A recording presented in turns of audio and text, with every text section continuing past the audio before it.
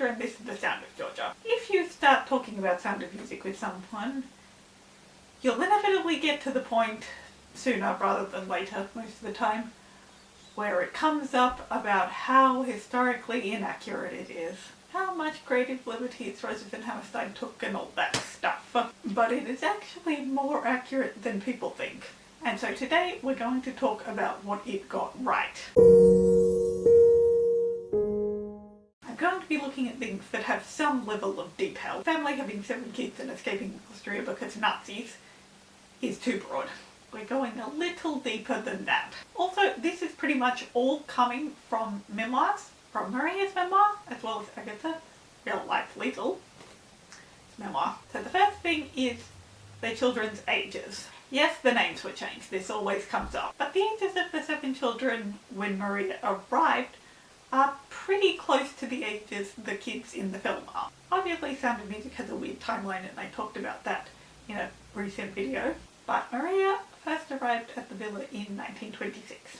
And these are the ages of the 7 kids in 1926, at the end of 1926 anyway. Rupert was 15 till Liesl's 16, Agatha was 13 to Friedrich's 14, little Maria was 12 till Louisa's 13, Werner was 11, just like Kurt, Hedwig was 9, in the musical Brigitte is 9, in the movie she's 10, but either way, it checks out.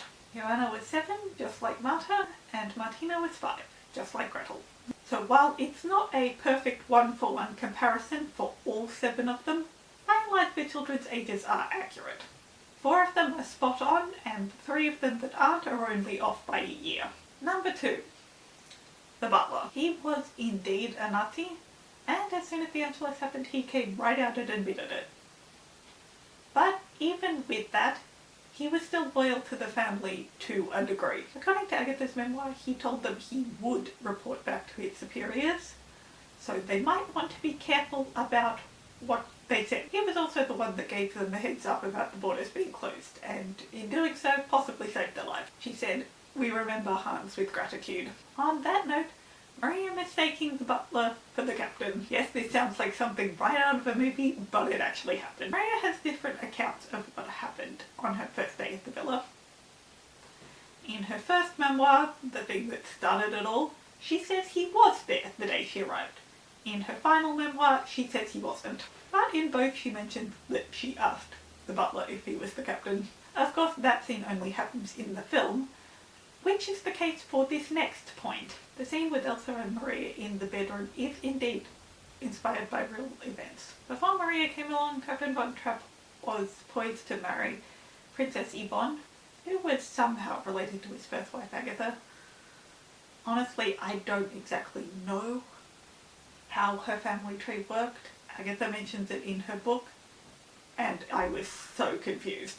But anyway, when Princess Yvonne arrived that first day, she went up to Maria and said, "You do realise the captain's in love with you." And she did the whole spiel about he'll get over it soon enough that we see Elsa do. And then Maria ran away. So this scene is pretty historically accurate. I mean, I don't think Maria was in her underwear, but it's pretty close. Yvonne managed to bring in a priest before Maria could get out the door to try and convince her to stay, for reasons. But Maria still ended up running away. And the last one on this list is a bit of a catch-all. It's not quite as specific as the others, but that is the details of their relationship with music. Maria did really play the guitar, and the captain really played the violin. In the musical we get one throwaway line from Crouse about how he used to play the violin. And according to Maria's memoir, one time he came home while they were all singing, and he just wordlessly picked up the violin and started playing. Honestly a bit reminiscent of this scene by the sounds of it. And they did really win the Salzburg Folk Festival. It wasn't just a cover so they could get out of the country. That is something you'll find on every one of those What the Sound of Music Got Wrong lists, about how the escape happened very differently. So winning the festival was not a cover so they could get the hell out of there. It was their livelihood, it was their career, and it was the main way they made money after they went bankrupt. But it did happen. So there we go, 5 things, kind of, that The Sound of Music got right. 5 things that Rodgers and Hammerstein put in the musical that actually happened. And that's all I've got for today. I hope you enjoyed. Stay safe guys, feel free to like and subscribe, and I'll see you in my video next time. So long for a while!